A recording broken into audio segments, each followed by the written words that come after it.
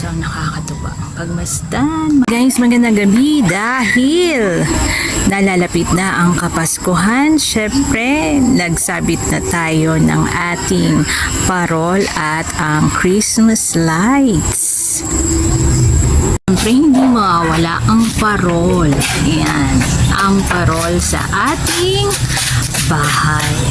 Samahan pa ng kumukuti-kutitap na Christmas lights.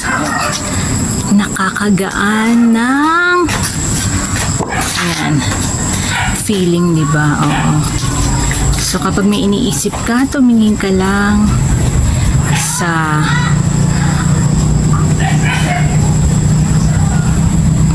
ayan. So nakakatuwa. Pagmasdan, makulay ang buhay kapag may nakasabit na parol sa inyong tahanan. Charot! O, diba? Tama naman.